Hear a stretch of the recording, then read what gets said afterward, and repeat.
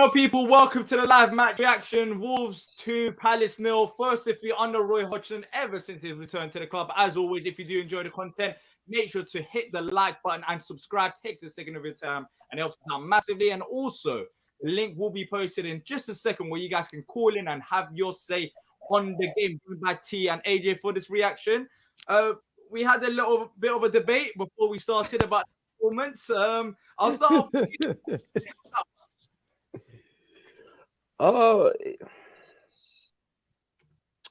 It's a rough one, man. That's a rough one. I mean, to concede on like 2 mistakes, 2 goals. You know what I mean?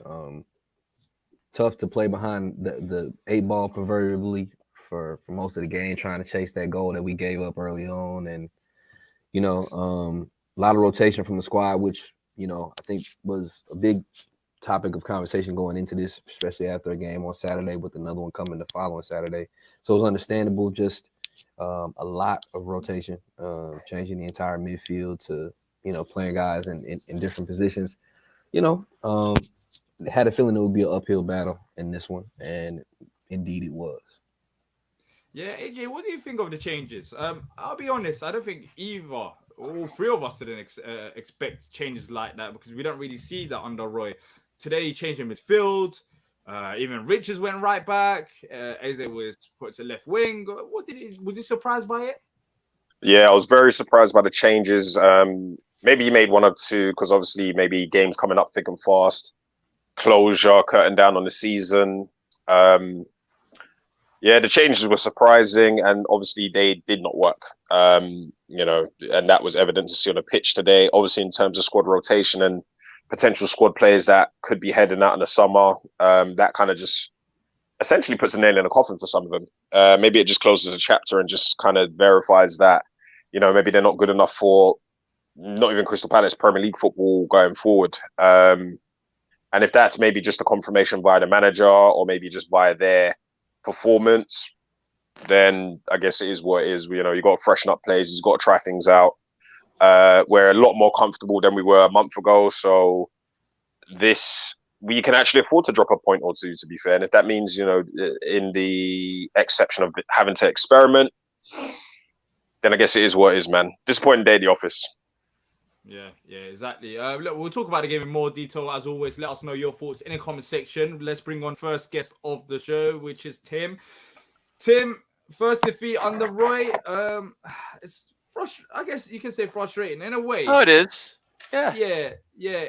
In a way, it might sound controversial, but I found the watching Everton game, a bit more frustrating than that one due to the fact that this one, I feel like it was individual errors. Plus, the squad was rotated. I didn't really have high expectations for this game, but what do you make of it all? That's an interesting question. Is this one more or less frustrating than Everton? Because, what did we expect in this game? Yeah. With those rotations? We had like Luca in midfield. Yeah. We changed the right back, put Eze out wide. And despite that, in the first half, poor. In the second half, throughout the game, they didn't create that many chances. We saw the defensive throughout the game. But in the second half, I guess we controlled a bit more position. But then again, you saw some of the players out there. They're just not good enough. Not good enough in depth. So well, this is the way I think of it. I'm curious what everybody else thinks here. These last 2 results feel like the difference between a team that knows how to unlock with its creativity and clinicality in order to unlock a really brutal defense versus a team that is talented, is running, is hoofing it, is trying, but does not look like they're ever really going to get a goal except for a couple of instances. When Ebbs did come middle and when he did get he snapped off a couple of shots. He made Saw move. He made him make a couple of saves. There wasn't a lot of that, but there was some of that. But I agree. It wasn't the best lineup, but it's another one where it feels like if we have Wilf running in from the left side, are we better? Are we drawing people in and are we unlocking Wolves? I don't know. Plus, I'll just say this too. I hated the way Wolves played this game. I mean, there was a lot of shithousery in this game. I mean, it was their cup final. That's what I'm saying. That is credit to us because we're comfortable. It's like their cup final. This one, just the way they celebrated at the end as well. Yeah, but they, I mean, means yes, and credit to them for that. But man, how many stoppages, how many pulled shirts, how many cynical fouls. Good Lord. I think it's a horrible game to watch from that perspective. The other thing I will say too, it got better in the second half, but good grief, that first half, it's just nothing but trying to abuse Mitchell down that right channel, just let's hoofing it every single time. And they got a hell of a lot of joy out of that. How many corners did Wolves have, particularly in the first half? I mean, I'm not saying that Mitchell was bad, but at some point you got to cut that ball. You got to do something to make it tougher. I don't know. It's disappointing. I don't think it was nearly as bad as some of the comments I've seen so far. But I mean, yeah, it's disappointing. I wonder what this means for us in terms of our recruitment in the summer. I mean, to me, the first thing I think about is I go back to a clinical striker. You got to get somebody that gets in the box. You got to get somebody that gets in that box and makes it really difficult. And I don't think we had that. It's frustrating. That striker position is very frustrating. You saw it. Edward came on, and Mateta came on for like a few minutes. So I can't get on to it. But my problem with the striker situation is, it's not that they're bad strikers, but I'm not seeing good enough footballers. When I talk about technique, decision making, the dribbling, the passing, it's just not good enough. It's not even about finishing. They're just not good enough footballers, the pair of them. And that's where our problem lies. And that's why we desperately need another striker as much as another right back. But today, Ayew played up front. Then again, he wasn't really getting that many chances because he kept getting fouled. And that goes on the ref. Like, Ayew didn't really have many opportunities because every time he got on the ball, he was getting fouled and they got away with it because the referee didn't give out cards to the final stage of the game. I thought, but you know what, though? I'll say this. I didn't think the ref was good. But I have to say, I mean, credit to you, AJ. I thought in the Everton game, come on. I mean, if we're going to talk about levels, I thought this game, I mean, maybe it's me. I thought this game, the ref wasn't good. I mean, it was very inconsistent. But in the Everton game, good grief, that was horrible. I thought that was a level worse than this game as far as refereeing. But maybe I'm wrong. There's a lot of cynical fouls, a whole heck of a lot of cynical fouls. But I thought in the Everton game, that was just a different level. Just on that then, Tim. Sorry, just on that, Tim. From a person from outside of the UK, looking in the Premier League from a more global perspective, yep. What do you think of the standard of refereeing in the league? That's a good question. I mean, it depends on the ref. It depends on who you get. And I have to say, I mean, just watching from time to time, Serie A, that is a whole level of ridiculousness that I don't think I fully understand or grasp. So I think it's bad, but I think AJ, for me, it's not as bad as what I've seen in Serie A, but it's depending upon the referee. Like, you got to make, I guess it's the consistency thing. You got to make up your mind. Either it's a game where you're going to let physical players be physical players, or it's got to be a game where everything gets called and we're all marshmallows. It's one or the other. Like, make up your mind. Which way are you going to go? And that's the problem I had in the Everton game. It didn't look like there was any standard whatsoever. You know what I mean? Yeah, it's fair. I have a question about refs though. Like, in the Premier League, and just answer me this: is it common in most leagues to only really have homegrown referees and officials? Predominantly, yes. What normally happens is they start on the basic level, you know, like under 12s and stuff like that, and they progress their way up through the leagues. And then obviously when they get to alleged Premier League standard. What will normally happen is they will have an assessment team that so they'll have a head of referees. I think it was Howard Webb. God knows who it is now.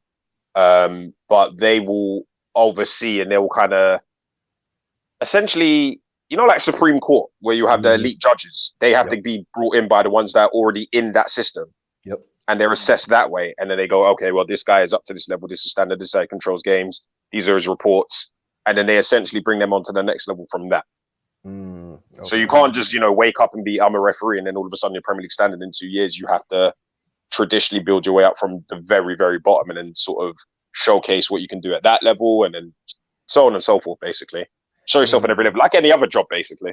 Yeah, I mean, the way that the Premier League is very dependent on international players, some of the best from around the world. I'm surprised that they don't do more in scouting officials from around the world. You know what I'm saying? And this isn't the fact that, I mean, yes, some of these guys could have certain biases and things like that, but it's like, if you're the best league in the world, I don't think you can afford to have such sub-end officiating. Like, you should be going out and getting the best guys in the world to officiate the game, just like you want the best guys in the world to play it. That's just my thoughts on it. Yeah, but it just doesn't work like that. I mean, we got one Australian referee, but yeah. But look, Tim, what do you think about the midfield today? That was the main rotation. Literally every single midfielder rotated out. I saw Lucas start, Conga start, Hugh start. What do you think of the Freeze performances?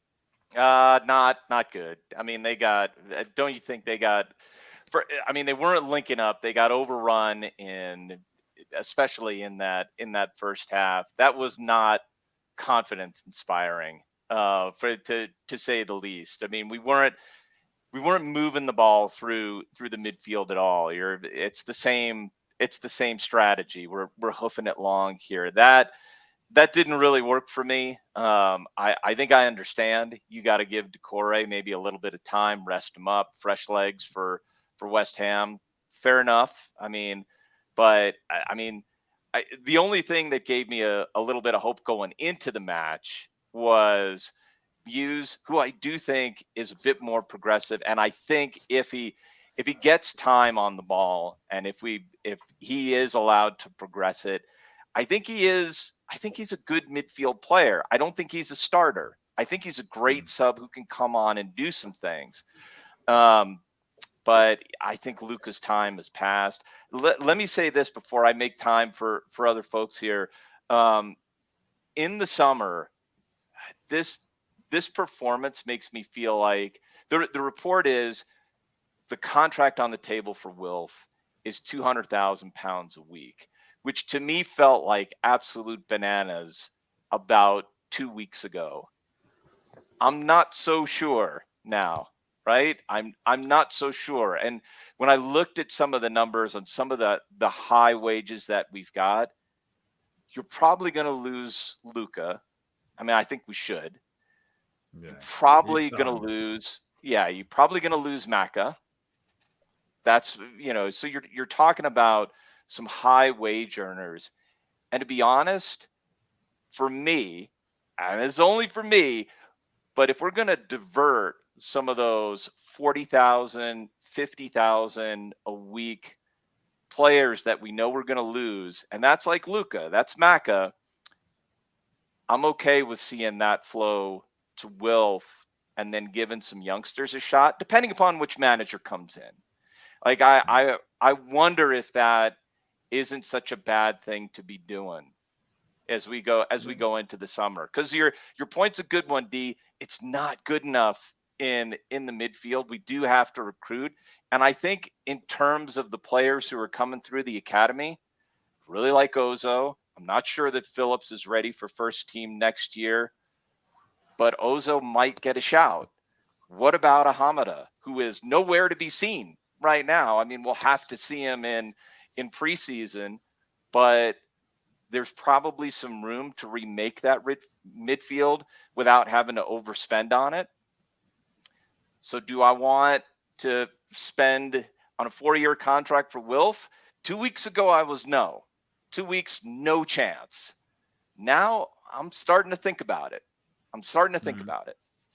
Yeah, it's definitely a good talking point. It's definitely a good talking point, which I'm pretty sure we'll do in the channel. Because the games are coming thick and fast, we just literally haven't had the time, apart from the previews and the reactions and all that. But look, Tim, really appreciate your time, and hopefully we'll catch up with you again soon. Thanks, Tim. Absolutely. Take care, Great Tim. job, Take care, guys. Tim. That was Tim. Yeah, look, we'll talk about the Wilf contract situation. We'll do a separate video on it on another day. But yeah, Tim brought up a good point. That's the main talking point right now. But let's bring on Jamal. Next, Jamal. How you doing, bro? Hey guys, I'm doing well. First one under Roy since he's come back. What did he make of the game? It was a pathetic game from Crystal Palace. Reckon. Yep, pathetic. What was he? What didn't you like about it? Yeah.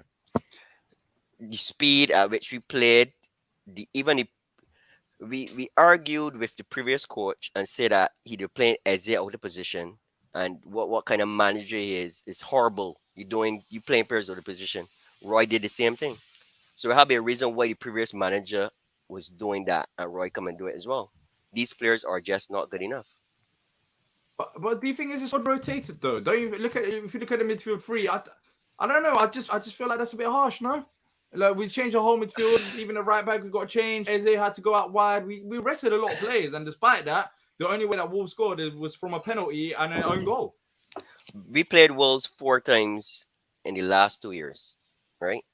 The last 3 times we played Wolves, we destroyed them.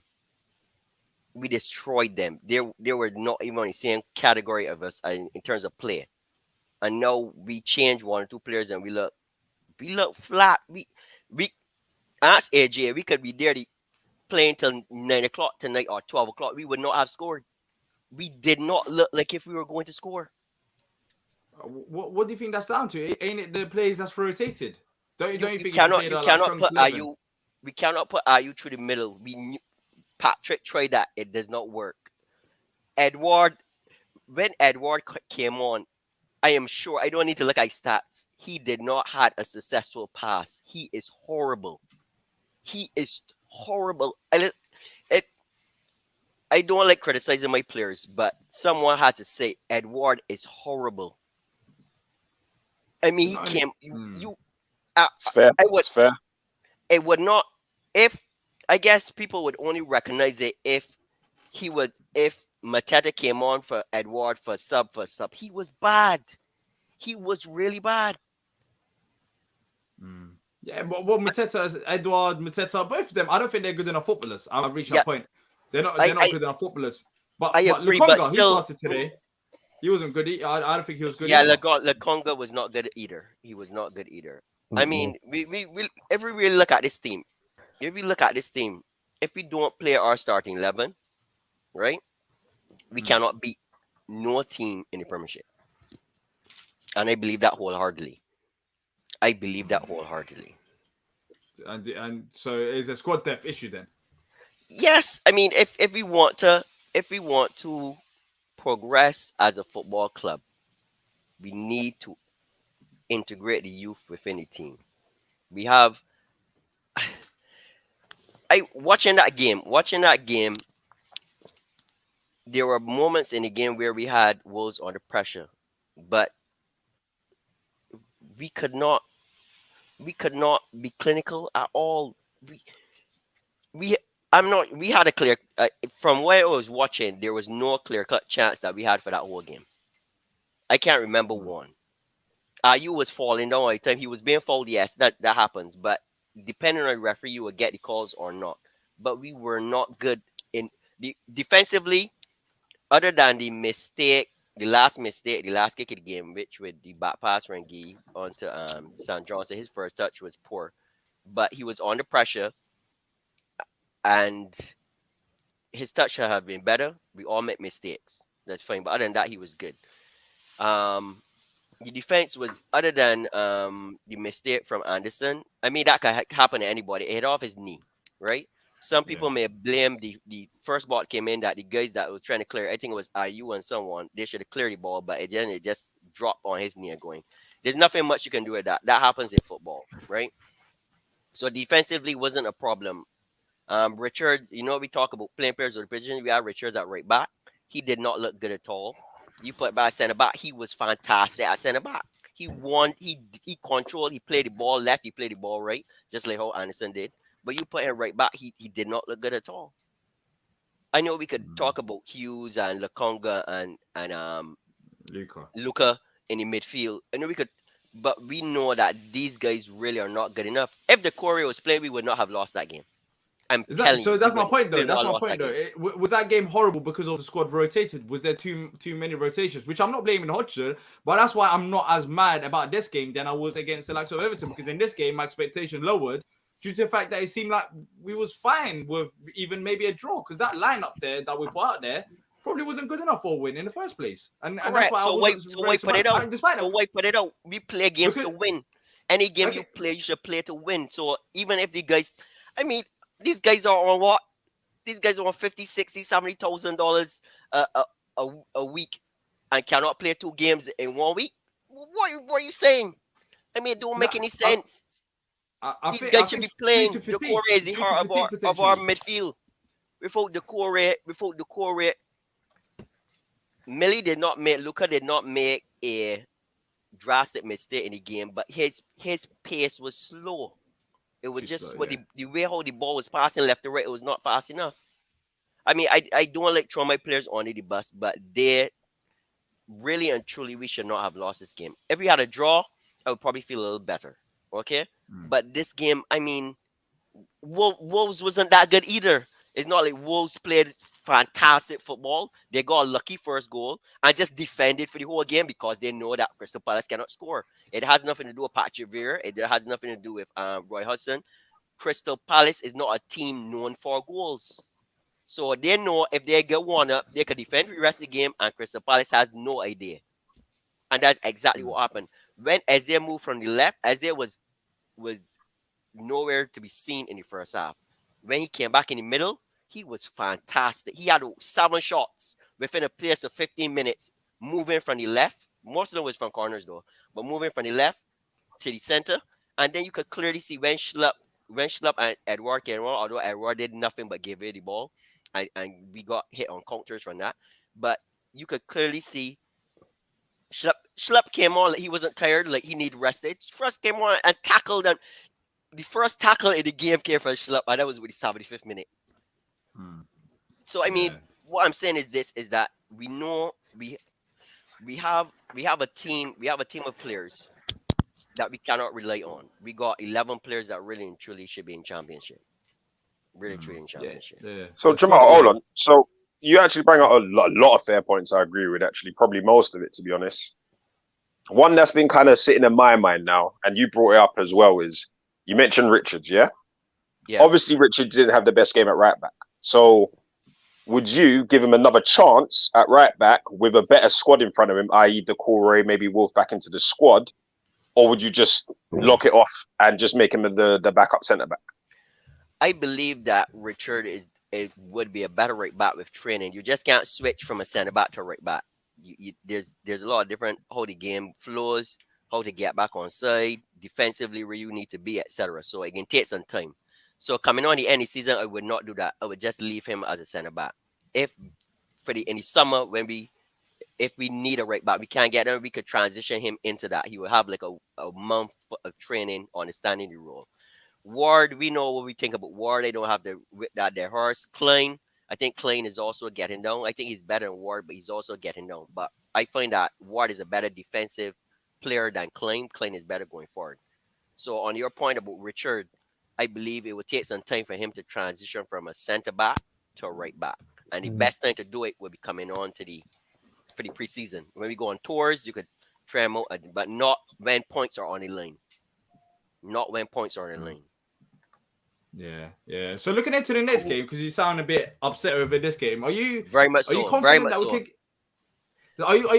Are you confident that with the right players, Wilf coming back into the side, Eze most likely will be in midfield again. Decore will be, once again starting. Do you think that we could still get a result against West Ham?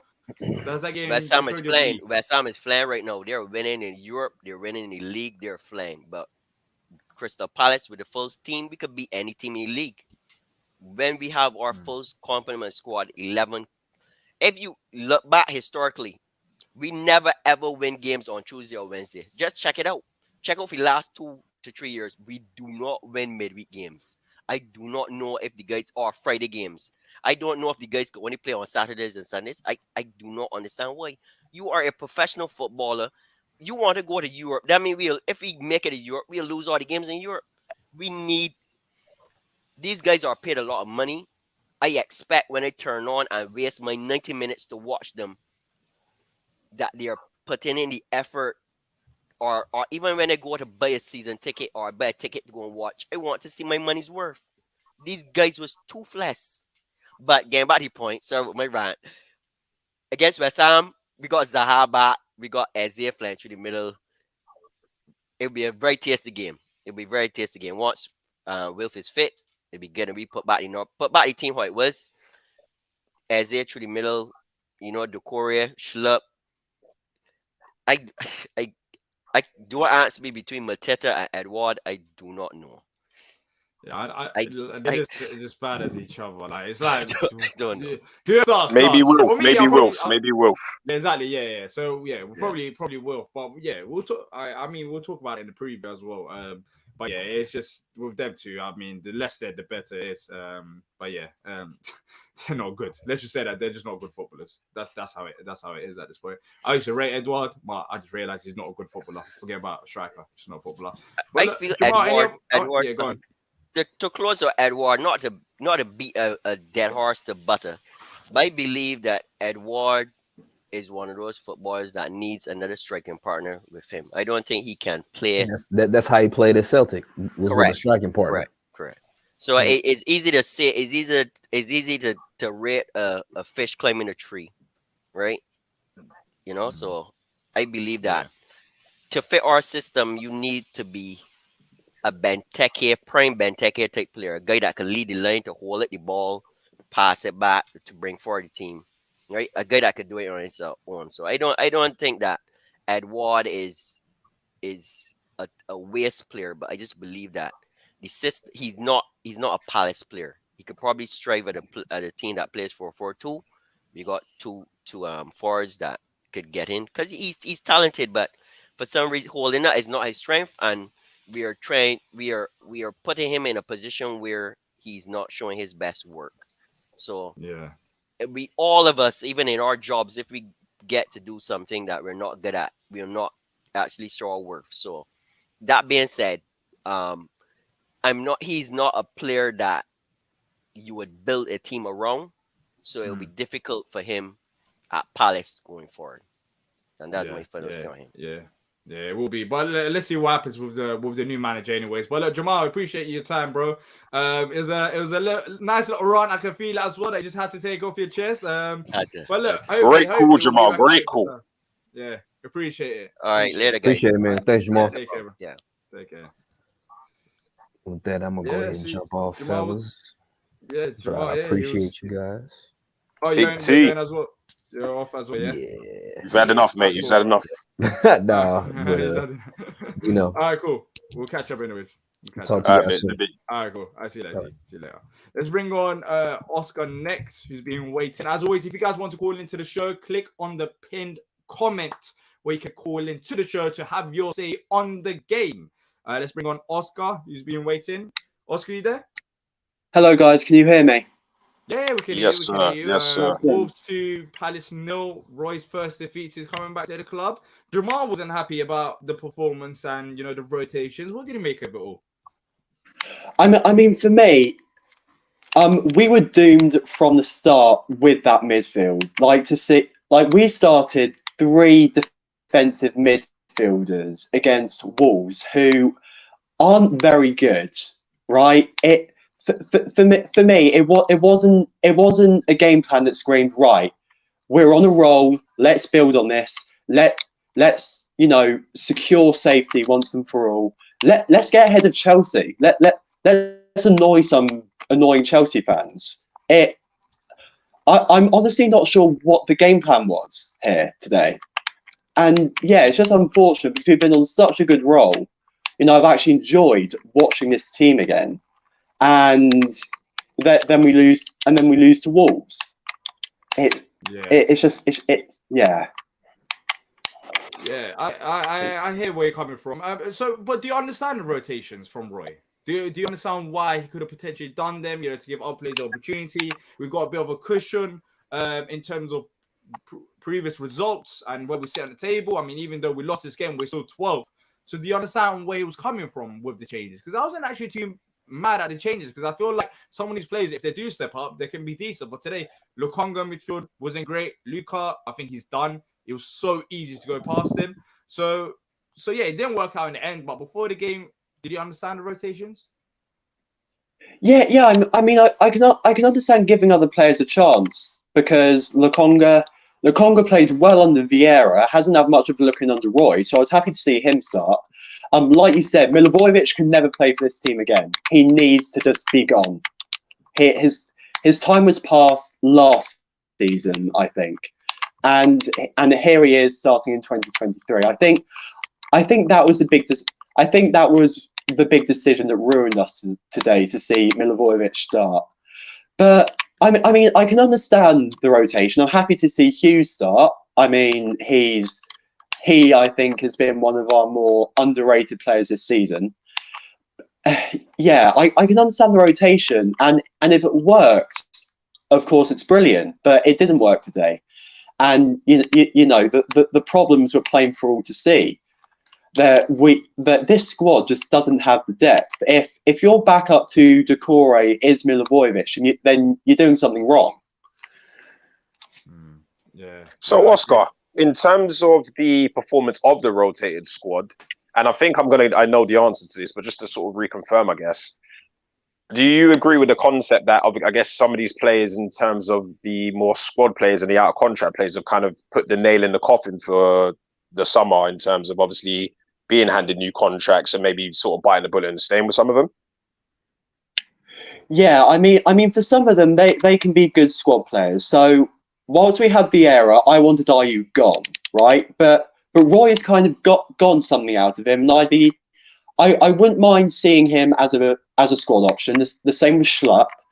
But some players, I think, Milivojevic needs to go. Ward needs to go.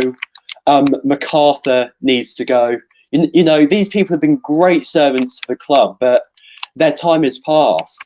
And I think it's really important that we rebuild properly in the summer, and not just give, you know, finished players new contracts because we're unable to fill all the holes in the squad. Yeah. Nice. Look, we need to improve the depth. 100%, I agree with that. I think depth is a key issue for the squad, especially going into the season, which can be solved by bringing in a few academy players and moving on some of the names that you mentioned there. But Sam Johnston, it was a penalty, wasn't it? But I think he got lucky that it wasn't a red card. You know, he just lost a few seconds of composure, and it literally cost us a penalty there. But apart from that, he didn't do much wrong. But for you, was you surprised that it was not a red card? I mean, of course, you never want to admit that your own player should get sent off. I think it's a 50-50. What was it a penalty? Absolutely, it was a penalty. Was it a red card? Maybe if another VAR operator, it probably is a red card. Today it wasn't, and you know, I am, yeah, which I'm honestly quite happy about, because Johnston, I think, has stepped into Guaita's shoes really well, and yeah, it would definitely be a shame to see him unavailable for West Ham. Yeah. Can I just jump on that point? Just on that point, because the subject hasn't really been brought up. So you're going to be my guinea pig on this one, Oscar, I'm afraid. But in terms of the goalkeeping position now, due to the mistake at the end in the moment of complacency, does Sam Johnson still keep his place in goal for you? Do we go back to Vicente, or do we kind of just buy him a little bit more time and say, look, you know, you had a bit of a mare? What would you do? I mean, I'd be happy for Johnson to stay in goal for West Ham. But at the same time, I honestly wouldn't mind it if Guaita started. I think people say we need to buy a goalkeeper. I honestly don't think we do. Johnson's a good backup. He can step into the main role if he needs to, and you know, likewise for Guaita. honestly think we're fine there. So in answer to your question, yes, I think Johnson should keep his place against West Ham. Cool. Yeah. Just talking about West Ham quickly, just get your thoughts on that. Disappointing defeat on this one. Do you think we can bounce back in that game? They're doing well as well recently. I hope so. Yeah. I mean, Wolves today was a game we went into. I was expecting to win. I was expecting to beat Everton. Obviously, we didn't win either of those games. So I'm a bit less confident going into West Ham, but I think we definitely have a chance, especially if Zaha's coming back. So yes, hopefully we can get a result. Hopefully we can have something to smile about. And yeah, I think we can get a result against West Ham. Don't want to jinx anything, but I think we can. Yeah, I think Will coming back is going to be the massive talking point because lots of people after 3 games, I know was playing well, had just like written off Wilf. It's like that's it, like we don't need Wilf anymore. But now I guess you can see it with teams that are playing like a bit low block and trying to hit us on a counter. You need a bit more creativity in there, and I think Wilf is going to be massive against West Ham. Look, Oscar, thank you for coming on. I really appreciate you taking the time. Cheers, Oscar. Thank you for having me, guys. See you later. Take care. See you later. Yeah, AJ, before we bring on Patrick, next game, I mean, that's going to be the big talk about Wilf. But Mitchell, what do you think of his performance today? I mean, we're going to do the ratings. We'll talk about the performance. We're doing the ratings later. But do you know what? First half, he got exposed a little bit. But I actually really, really liked him in the second half. Coming forward, he was very, very brilliant. And when we eventually started linking up and developing a lot of pressure on Wolves, and I've seen in the past couple of games, actually, Mitchell's growing on me a little bit towards the end of the season. I think he still has a lot to learn, and I don't know if he needs pressure in his position in terms of obviously getting another left back to compete with him, or is it a case of maybe he just needs to generate a bit more momentum because obviously since his injury, he never really came back the same player. At least that's how I feel. I mean, you definitely didn't come back the England international Mitchell that we all grew to love or have grown to love. I'm writing him off. He's like 10 years younger than me. It's mad. But I think real hate energy. No, I'm joking. Hateration, mate. Hateration. I woke up with the hateration. But in all fairness, I think he's growing, man. The past few games, despite the results not going our way, coming forward and growing in confidence, he's getting there. He's getting there. I think like there are some games where it takes him a minute and it's almost like he has to kind of assess the danger. But against certain opponents, he will get exposed very, very quickly and we could concede very, very early goals. You say that, Traore, I mean, don't forget in the second half where he literally caught up with Traore, defended it well, Traore with his physical attributes. Yeah, exactly. So, he's still done well. But he's growing, man. He's growing. I think it will show my play ratings anyway. But I've been liking what I've been seeing from Mitchell recently, to be fair. But nah, man, I think he just needs to get a bit more sharper. And I don't know if that is in getting competition or maybe just getting a good preseason behind him. It's a hard one, man. I wouldn't drop him. Like, if in all fairness, because in all fairness, we don't. He's going to the better stages. I feel like he's generating momentum. Like a football manager, man. When you get the 6.5, then the 6.8, and then the 6.7, and the 7, and then the 7.2. That's what Mitchell's doing for me. He's getting better, man.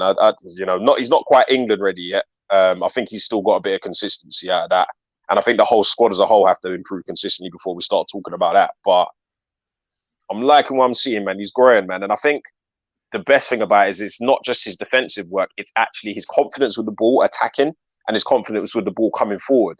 I felt like earlier on in the season, he was getting picked on a lot by certain teams. And I feel like he was getting dug out in terms of not being able to get rid of the ball from the left-hand side. But actually, in the past couple of games, he's looked a lot more confident in terms of either distributing the ball to Decore or Schlupp, or maybe even Wilf, and being able to either send it over the top, create an opportunity from there, and even coming forward, putting the ball in the box. He's growing on me, man. I think he's been one of the growing players on me towards the end of the season. Obviously, we still got more games to go, and we'll see how it plays out. But no, I think Mitchell's definitely in the bottom of my list of concerns right now, man. He's comfortable. Yeah. Let's bring on Patrick. As always, if you want to call into the show, click on the pinned comment to join us live to have your say on the game. The pinned comment is up there in the comment section. Let's bring on Patrick next. Hey guys, how you doing? Well, first loss with these glasses. First loss with these glasses, so now I can take them off. Exactly. Yeah, Saw Roy's #1 fan. That's what you said at the bottom as well. Yeah, it's one loss in 5 games.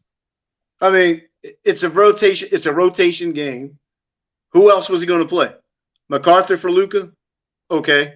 Will Hughes deserved a start, and Conga. All right, you could have argued that one, but I mean, I didn't think the game was that bad. Truthfully, I mean, we gave up 2 goals, one on own goal and a penalty. It's not like Wolves created a million chances. I mean, and really, to me, just to break it down, the difference in the game was the Wolves goaltender, because we didn't create a lot of chances, but the ones we did, he made some good saves on. The one from Conga in the box. There was another one from Eze, I think off his head. Somebody in there that he made a good save late. That 2-0 score was flattering Wolves, guys. That one easily could have been a draw. I didn't expect much from it. You know, I mean, it's a rotation game. You can't have the core A play every minute of every game. Joe Ward can't play every minute of every game. You know, I didn't like Eze playing on the left, but again, what were you going to do? Mateta, I would have played Mateta strictly because at least he competes for the ball in the air. I mean, he's not going to get it anywhere near the net. But I mean, that's the way I see it. It is what it is, and we move on to West Ham. I mean, I've seen all these comments, man. They're ready to throw Roy under the bus. I mean, how about you get him from under the bus, say thank you, and move on to West Ham? I understand the frustration. To like the Everton game, it looked like they were too relaxed in the first half there. This game, it just wasn't meant to be. I saw Mitchell did a lot of good things in the second half. We were a better team when he made the subs because they're better players. You have to rotate. When Roy was here before, we complained that he ran the team into the ground, playing Scott Dan 3 games in a week. Now what? Come on. Give Wolves credit. They won. They shouldn't have. To me, it was just a flat out draw. I thought Eze had some good moments when him and Elise peeled inside. Elise needs to do more. He's getting muscled off the ball every minute now. That's what I noticed. They just hit him up. They double team him without Wilf on the other side, and he gets pushed off the ball bunch today. Need more from him when it comes to. That's the way I see it. To me, it is what it is. It's one loss. We're safe. It's 37 points, and we'll compete against West Ham. It's Palace. You know how this works. Yeah, AJ, you was the one that wasn't really pleased with the performance. So, I mean, what did you think that was bad? That Patrick thinks that was good. Can you understand where Patrick's coming from? Because I agree with Patrick. He's got a point. I'll be honest. He's got a point. Before. I agree with Patrick because this was a rotated squad. Like, I can't be that mad about it. Despite we didn't get outrun by Wolves. As Patrick said, it was just 2 pathetic goals to concede. Like, it was a laughable goal. The first one was laughable, literally. Like, after 2 minutes conceding a goal like that. And the second one, the game was already done, and it's just like Sam Johnson, silly error that cost us. Apart from that, maybe in attack in the final third, we could have been a bit better. But it was similar to Everton with a rotated squad. So imagine if we played our best 11, you would expect to create more chances. I do think I can answer that. I'm sorry. Go ahead. No, go on, Patrick. Chris Richards at right back. Now, I work from home, so a lot of the times I'm going like this watching the game. But Chris Richards at right back, first 10 minutes, not so good. But as the game went on, before he had to move inside, I thought he was pretty good on the ball. I think that could be a possible position for him. I think we're a better defensive team when we have Anderson, Gahey, and Richards in the game. Now, I don't know whoever the next coach is going to be, but Dee, you brought up, and maybe you were joking, but you brought up a good point about Anderson in the midfield. I think we're a better defensive team with them 3, and Richards is pretty good on the ball. I didn't think he did that bad, truthfully. I mean, it's no difference than Nathaniel Klein or Joe Ward, except better defensively. I didn't think he was that bad. I really didn't. I'd like to see that going forward, truthfully. Yeah. I don't know. I Your think that'll thoughts? be unlikely. Though. I don't think Roy will make them changes. I think Decore will come back into the midfield. We'll see Eddie back in the centre against West Ham. You expect, and even the likes of Jeffrey Schlupp starting again with Wilf in there. So look, I feel like there'll be a few rotations, and I feel like we'll go back to normal Palace. I mean, we'll be concerned, and we should be concerned if we struggle massively against West Ham with our best players on the pitch, but against Wolves away from home. West Ham. I know the scoreline wasn't great, but the performance wasn't awful as well. Maybe that's just me, anyways. I don't think it was that bad. West Ham leaves gaps behind. Remember, they play a completely different style than we're going to see with these last two at games. home as well. So you expect us to be on the front foot. But today, who stood out for you the most? I know we lost the game, but was there any positive performances? You mentioned Richards there.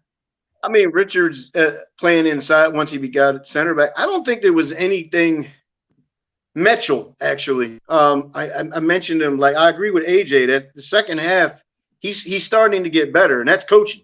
That's just because clearly they're working with him with the ball going forward. I think he's recovered. He got beat a few times early, but he recovered again. And I think it's kind of dangerous to play defense this way. But I mentioned it last time I talked to you guys. He's almost better when he's literally in the guy's face and he doesn't leave off. Because if he gets beat, he's got the speed to recover and take the ball away a few times. It's a gamble because he got a yellow card on one. I think he got carded, or if not, really close.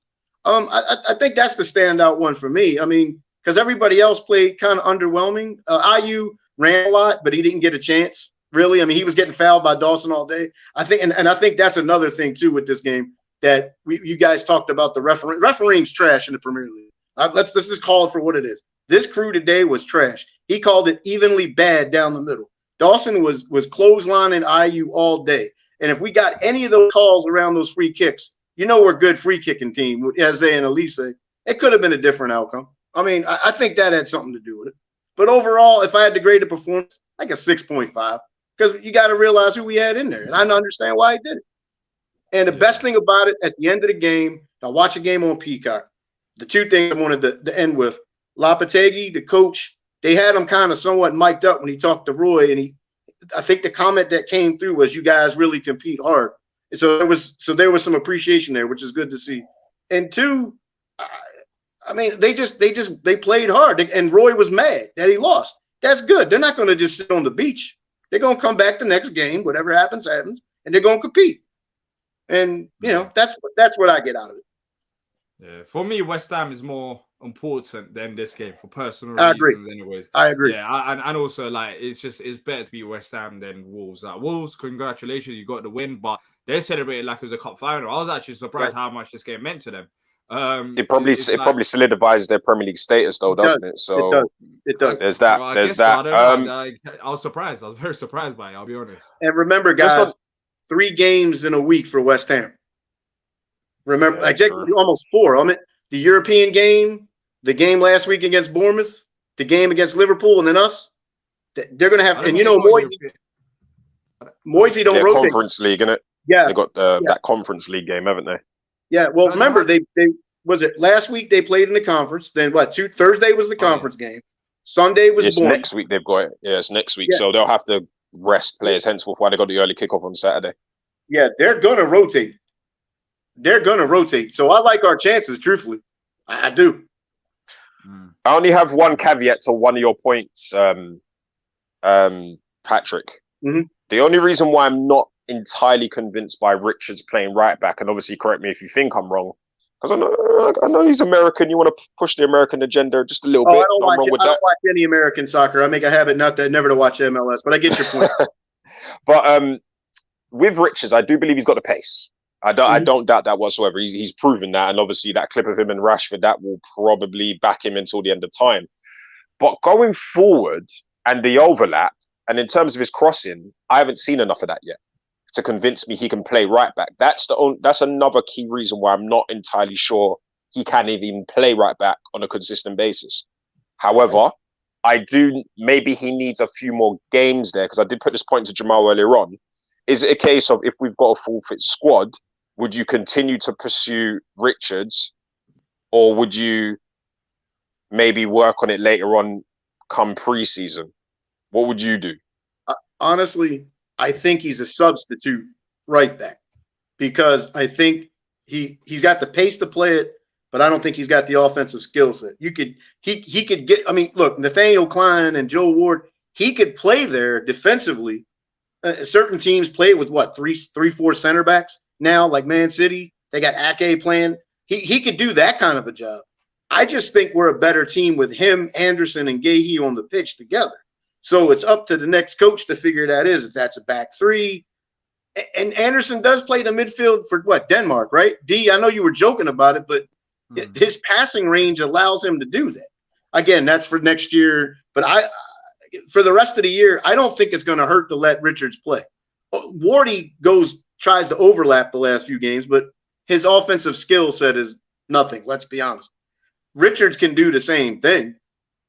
But why not try it? I mean, now Roy's they're playing. He's telling them to attack anyway. So why not try it? That's all I'm saying. Now he's not going to do it, but why not try it? Especially late in the season like this. Now against West Ham, I want my best players playing the right positions. But if we get another 3 points, we're definitely up. I think we're staying up anyway. Roy's one of those old school 40-point coaches, but to me, why not try it? Now, I just give it a try. That's all I've ever said about most of this stuff. Give them a try. Yeah. We know what Joe Ward can do.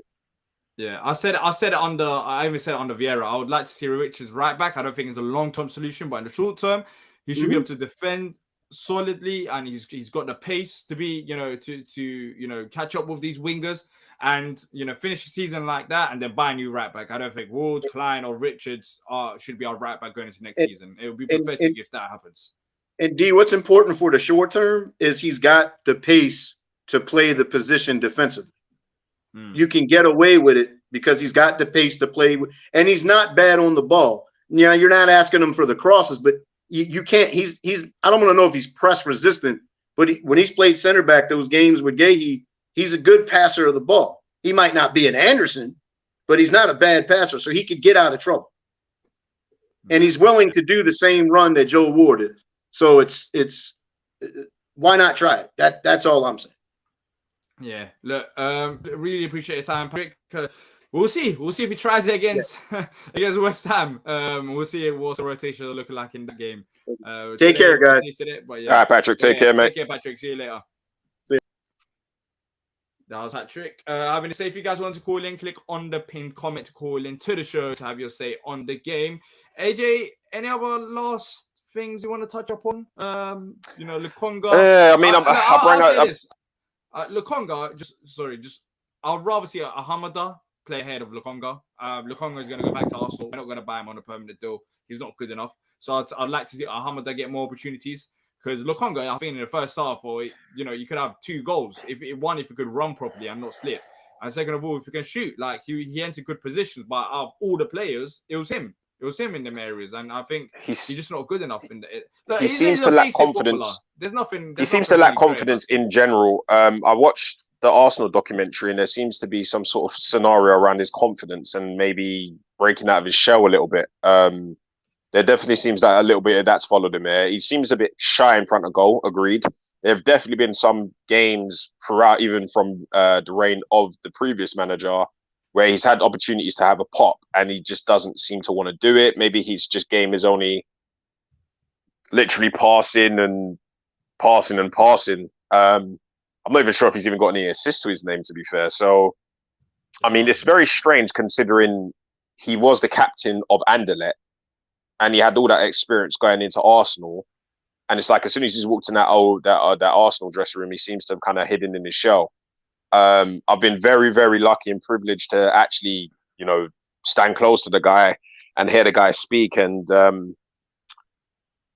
he just seems like a very, very young, shy man. I don't know if he's going to be that kind of player that's going to bring up our midfield and grab the game by the scruff of the neck and do bits. Like, I don't know. He's definitely got a bit of technique to him, but he does seem very limited in terms of his ability. I wouldn't want to be spending 20 million, 30 million pounds on him come the summer, to be honest with you. Unless you had money to burn and just build up the squad. The problem with the Hamada thing is allegedly Roy's got this mentality of he doesn't know him, so he needs to see more of him in the training pitch. So, I mean, he's not playing with the under-21s. So he doesn't know Lukonga. So Yeah, but what's remember, that about? Lokonga's I got mean, the how much does it know longer. about Lokonga compared to Agreed. Alhamda? They've been there at both Agreed, at but the he same can time. pick up the phone and he can pick up the phone to Mikel Arteta, and you know, what I mean, he can, you know, Roy's not silly. Roy's not calling. Nah, he's not calling Mikel. Roy's not silly. Roy's must have seen Lokonga play at least once or twice last season, surely. I don't think he's happy with that performance. I think that would probably be the last of Lokonga as well. Yeah, I think he'll go back to Arsenal, and I think he'll get sold elsewhere. Alhamda can come out of that dungeon, and Lokonga. I'd like to see more of a Muhammad. I'm quite surprised he didn't even put him on the bench today. That was very surprising. But he's not putting him in the under 23s, so I don't understand what's going on with that one personally. Yeah, we'll see. It's a bit wild for me, but I'd love to see more of him. Yeah, we'll see. We'll see what happens with that situation. Let's bring on Dem next. Dem, how you doing? Oh, hello. Yes, I'm fine, guys. How are you? Yeah, fine. Not too bad. Not too bad. I'm the Roy. I know. Seeing as I've been Roy's second biggest fan, I thought, I better come on and say something before the whole big backlash starts if we lose against West Ham as well. So I really don't know. Today, I just think no one's really mentioned the G word though. You've mentioned Zaha briefly, but after today's match, I felt we missed Gallagher more than anything. I think the whole team are shot shy.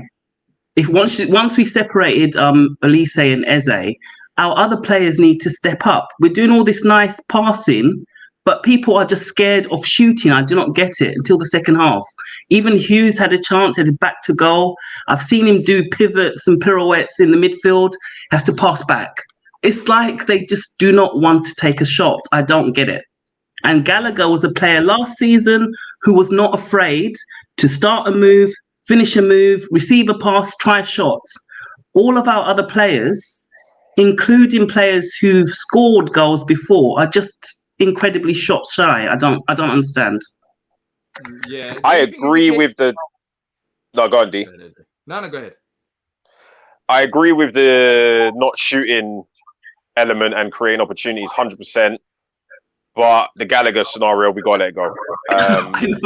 I know, but you're right. But I didn't miss Zaha today. I didn't miss him. It was Gallagher is the one who would have finished some of those passing moves. That move with Lokonga where he slipped, that was two passes too many. Someone could have taken a shot before it was passed in the middle, and then Lokonga, the shot was a little bit, the ball was a little bit behind him or something, and he slipped, so he couldn't retrieve it. Where was the shot before it even got to him? I don't understand. That's why I'm saying Gallagher, someone like him who doesn't mind running into the box and trying to score. So Gallagher can't be the only player out there like that.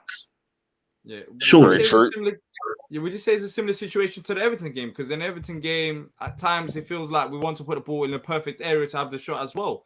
Or, is it a case of our style and our approach to attack that we just don't want to shoot for the sake of it, but want to shoot in the right area? Saying that, Eze still had a few shots from outside the box, especially in the second half, which some decent shots at times.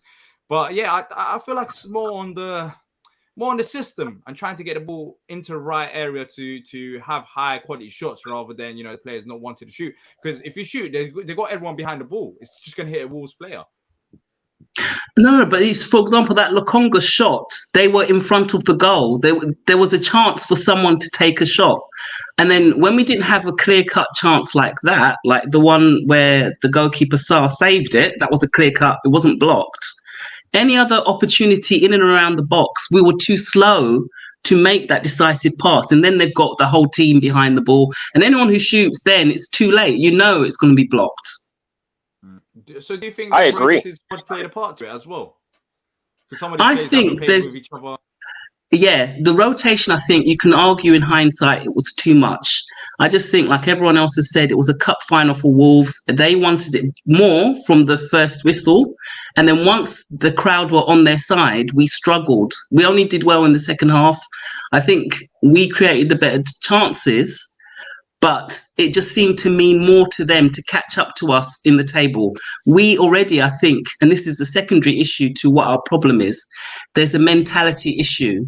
If you look at our squad, some of you are saying they're not good enough, some players need to go.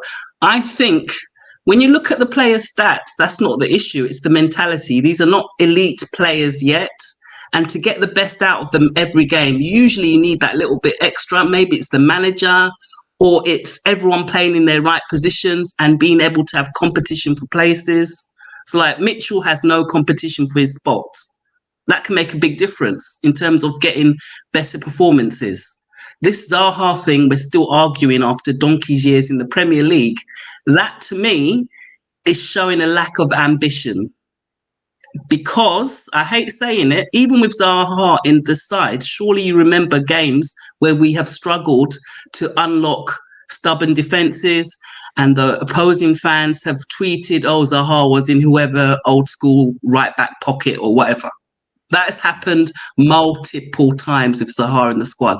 We need to move on, and that's about the manager, I think, a little bit more than some of the players, because Roy, we know what we're getting with Roy, is conservative. Although he did mix it up today a bit too much. So I don't know. Yeah. Just to debate that one, Dem. Just to debate that point. Yeah, I definitely agree with what you're saying in terms of obviously building a squad and moving on from Zaha. So I'm getting bare feedback. Is that me? Yeah, there's a bit of a feedback, Dem. I think you might have the stream open or in another tab. Hold on, let me have a look. Yeah, because we could just hear AJ literally talking.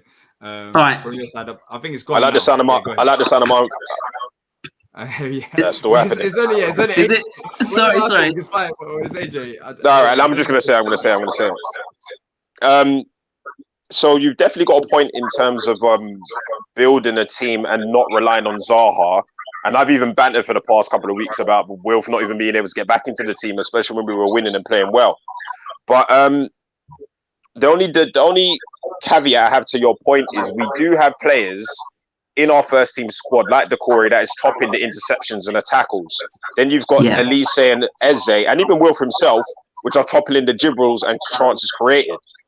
So is it a case of we just need to start thinking about the other areas of the pitch where we need to start building, i.e. maybe a proper striker in there, maybe i.e. a proper right back that can cross, and i.e. maybe another left back option that can maybe bomb forward a bit? Yeah, I'm not saying freeze Wilf out and bench him for the sake of it. I'm not saying that. If he's available, he's our best player still. Although I do think Eze and Elise have got a higher ceiling. I just have a feeling they will do better long term than Zaha. And that's more to do with maybe Manchester United move not working out for Zaha. Because now he's lost all those years. We didn't get Europe, blah, blah, blah. So even if he goes to a big club, he would have to hit the ground running and not be a bench warmer there. So it's a question mark about his future. But I just think that we don't bench him just for the sake of it, yes. But it's more about we can't wait for Zaha. Okay, unless Zaha comes out and he gives us some sort of speech where he says, oh, I'm pledging my future to Palace.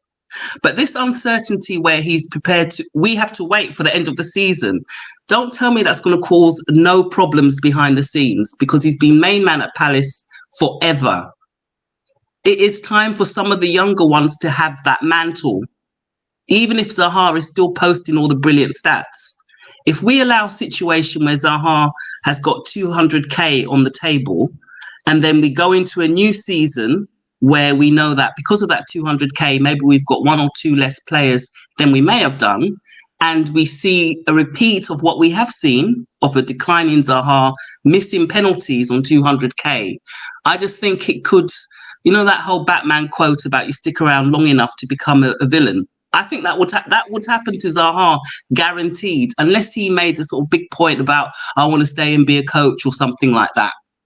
And then it's more like how we treat Wardy, where we're sort of, oh yeah, we know he's limited, but not someone who's hanging around for that big paycheck and is not giving us what we have seen him give us in the past. Yeah, I think with Wilf, we'll probably do a video about it, but with Wilf, there's 2 points about that. When people talk about 200k, he's allegedly on 130k now. That's about 70k more. And that 70k more, I guess, is going to be financed through the likes of players out of contract, the likes of Luca, and there's a few other players out of contract. So I don't think you'll damage our finances as much as people are worried about. And also with Wilf, if you let go, but why? Why would they? Do you know why I say it will? Because do you know why I say it will? This is just me being a soothsayer here. with the board that we have. I know there's some money they claim, but the track record, even after Parish has brought in the Americans, the track record has still been a little bit on the not splashing the cash side. And Zaha staying, every season we've had that will he go, will he won't, annoying soap opera. The result is almost like, oh, it's a new player. It gives people who are looking for players the option of not panicking about who they have to buy. Oh, because we've secured Zaha for another how many years? But if we That is just normal because he's so talented. That's normal. And even though his stats are still good enough, I'm not saying he's declined now. I'm not saying that. But I'm just saying what happens is it's human nature with our transfer policy. The way I've seen it historically, Zaha being there means that you can get away with doing less in the transfer market. And I've seen nothing to indicate anything different. Even with this, when Vieira came, we knew we needed a massive rebuild. They sort of did it half. They did as much as they could get away with doing, or what, maybe they missed some targets as well. Fine. Zaha pledges his future to Crystal Palace. Guaranteed there's one or two players we don't go for as hard as we may have gone. It's the same as like when we were after Southampton's, that little striker they've got, what's his name? Armstrong. Southampton, I believe, pushed us over the line with that one because they had lost Ings. They had to have a striker. So imagine us in the transfer market trying to get someone because we have lost Zaha. There's a bit more money thrown at the situation, a bit more desperation. I bet you Zaha staying is the reason why we've not gone in as hard for some players. I wouldn't know, but I'm just speculating. Players like, I don't know, your Ben Ramas, your whatever, your Bowens, whatever. Oh, Zaha is staying. That's what I'm just saying. Do you get the point I'm making? And we're supposed to be. You guys accuse Parish of being, not being adventurous or whatever. Not keeping Zaha forever is sort of staying in the past, as far as I'm concerned. Unless he comes out and says, "I want to be Palace forever" or whatever. But he's not going to do that. We know he's going to wait for a big offer. So that tells you all you need to know. You guys maybe don't remember Ian Wright leaving the club. It's like, these players are not the club. I know he's a GOAT, he's a legend, but he's not the club. Yeah, I understand where you're coming from. I would still like to sign him to an extension because I just don't think we'll find another replacement for him. And Ismaila Sarr as a replacement, spending about 20 to 25 million pounds on Ismaila Sarr, I would rather not do that. I'd rather keep Wilf and not pay a salary on top of transfer fees. Why would we get Sarr though? We're linked with him.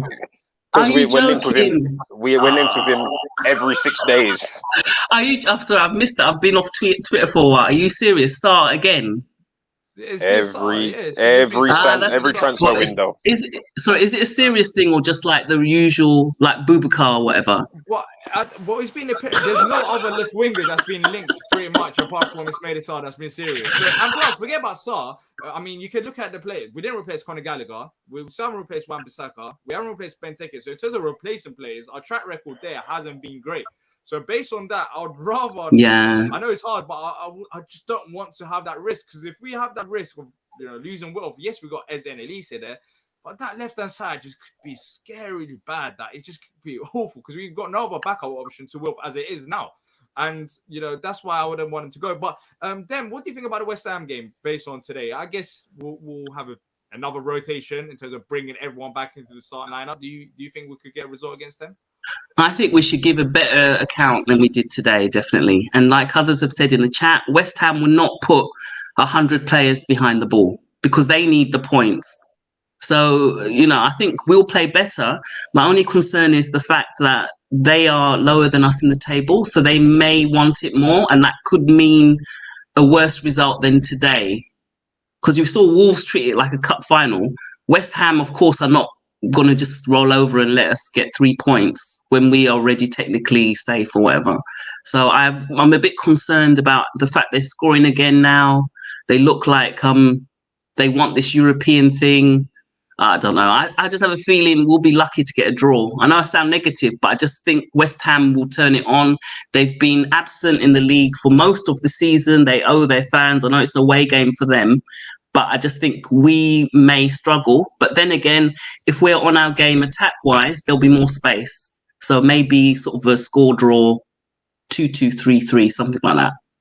Yeah, it should be a good game. It should be a good game with, you know, Wilf back and some of these players rested for like a week. So yeah, so it should be good like that. But then, look, really appreciate your time for calling into the show. Hopefully we have a positive result against West Ham, and Hopefully. we'll see what happens with the Wilf situation. But appreciate your time. Thank you.